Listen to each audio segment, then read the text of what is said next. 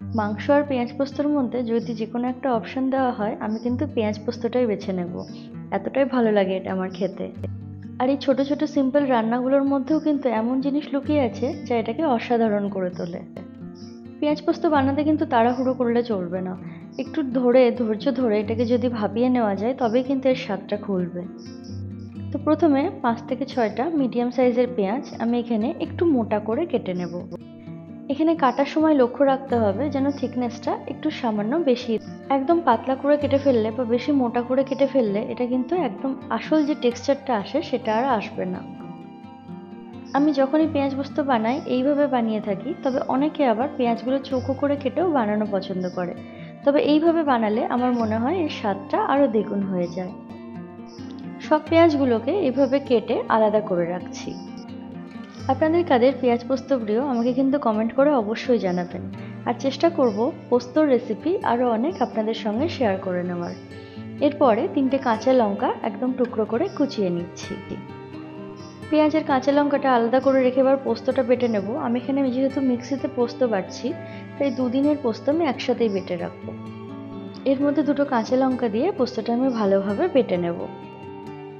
এদিকে পোস্তটা বেটে রেখে আমি একটা কড়াইয়ে তেল গরম করে নিচ্ছি। আমি এখানে প্রথমে বেশ কিছুটা সর্ষের তেল দিয়ে নিলাম। তেলটা একটু গরম হলে ওর মধ্যে দিয়ে দিচ্ছি 1/2 টিস্পুন মতো কালো জিরে। আরও কিছুক্ষণ অপেক্ষা করে দিয়ে দেবো কুচিয়ে রাখা কাঁচা লঙ্কা। কাঁচা লঙ্কাগুলো একটু ভেজে নিয়ে ওর মধ্যে কুচিয়ে রাখা পেঁয়াজগুলো দিয়ে দেব।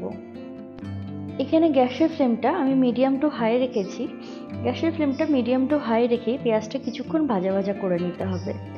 তবে লক্ষ্য রাখতে হবে খুব বেশি ভাজা যাতে না হয়ে যায়। আমি এখানে প্রথম দিকে লবণ দিচ্ছি না, লবণ দিলে জল ছেড়ে যাবে। সেজন্য পেঁয়াজটা একটু লাল করে ভেজে নেওয়ার পরে লবণটা দেব। 1 চিমটে মতো হলুদ দিয়ে ভালোভাবে মিশিয়ে নিলাম। মিনিট 5-7 জন্য ঢাকা দিয়ে রেখেছিলাম। ঢাকনা খুলে আর একবার ভালোভাবে মিশিয়ে নিচ্ছি। প্রথম দিকে লবণ না দেওয়ার কারণে পেঁয়াজগুলো ভাজাও হয়ে যাবে আর খুব একটা জলও ছাড়বে না। একটু ভাজা হয়ে যাওয়ার পরে এর মধ্যে দিয়ে দেবো স্বাদ অনুযায়ী নুন দিয়ে কিছুক্ষণ ভালোভাবে মিশিয়ে নিয়ে দিয়ে দেবো বেটে রাখা পোস্তর অর্ধেকটা। আরও একবার ভালোভাবে পোস্তর সঙ্গে পেঁয়াজটা মিশিয়ে নিতে হবে। এবার গ্যাসের ফ্লেমটা একদম লো করে দিয়ে আমি ঢাকা দিয়ে রাখবো প্রায় 15 থেকে 20 মিনিটের জন্য। এইভাবে আমি ভাপিয়ে নিয়ে পোস্তটাকে বানিয়ে থাকি। তবে অবশ্যই মাঝে মাঝে ঢাকনা খুলে নাড়াচাড়া করে নিতে হবে।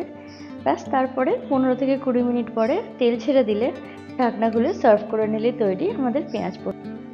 ভিডিওটা আপনাদের কেমন লাগলো নিচে কমেন্টে জানাতে ভুলবেন না। আশা করছি ভালো লেগেছে। আর যদি ভালো লেগে থাকে লাইক, কমেন্ট ও শেয়ার করে দেবেন।